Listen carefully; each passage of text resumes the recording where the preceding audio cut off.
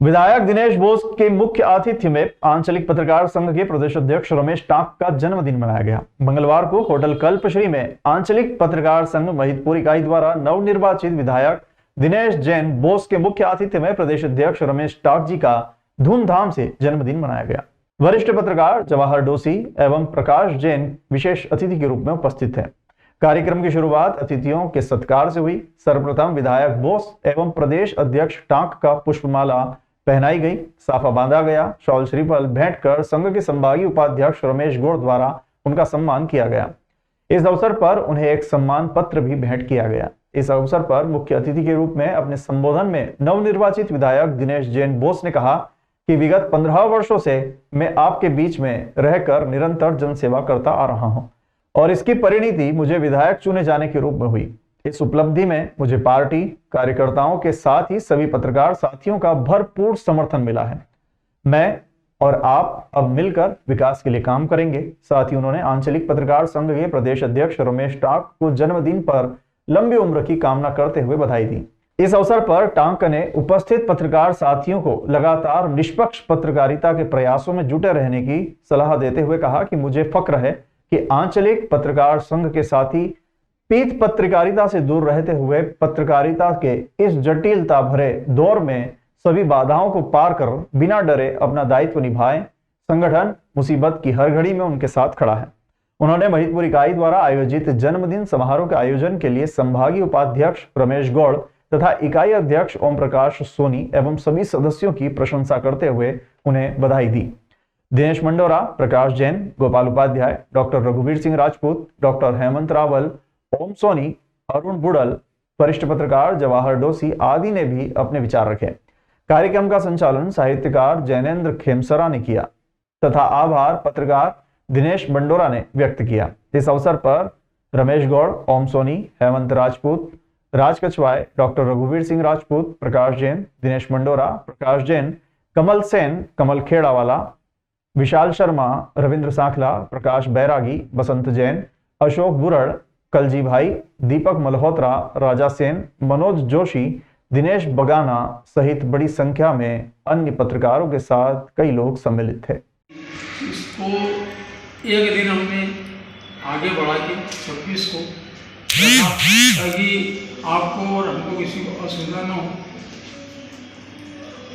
मंचा से हमारे वरिष्ठ आदरणीय दादा जवाहर जी डोसी साहब, आदरणीय संभागीय अध्यक्ष श्री गौड़ साहब और सबसे पहले जो है मुझे नाम लेना चाहिए था, मेरे परम सखा मित्र काफ़ी साथ में रहे हैं।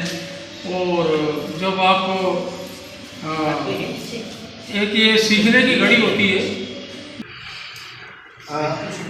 मैंने भी अभी मित्रा साहब ने बताया है कि 2 बार बाजी हारा और तीसरी बार बाजी मिली है। तो सही बात है कि अगर आप में इच्छा शक्ति हो, संघर्ष करने की ताकत हो और आप लगे रहो, मेहनत करते हैं तो भगवान भी साथ देते हैं। तो मेरे को ऐसा लगा कि 290 वोट की जीत उस संघर्ष की और तपस्या की और लगातार क्षेत्र में मैं जीवित रहा तो भगवान को भी दया आई और उसने मेरे को 290 वोट से जिता दिया। मेरा ऐसा मानना है कि मेहनत और भगवान दोनों का साथ चाहिए और मेहनत चाहिए। मैं सभी पत्रकार साथियों का धन्यवाद दूंगा कि उन्होंने मुझे यहाँ पर बुलाया और मेरा सम्मान किया। जहाँ तक राजनीति की बात है, विधायक उन पत्रकारों का आमना सामना तो पूरे 5 साल होगा भी, खट्टे मीठे अनुभव भी होंगे, किसी मुद्दों पे लड़ाई भी होगी, बिजनेस भी होगा। आज वास्तविक अगर देखा जाए तो बहुत ही अच्छा दिन, क्योंकि आज के दिन जिस उद्देश्य को लेकर या जिस बहाने को लेकर हम यहाँ इकट्ठे हुए हैं वो बहुत ही अच्छा है। क्योंकि भाई साहब का जन्मदिन है और बड़े खुश नसीब हैं हम कि 25 के बाद 26 को भी मना रहे हैं।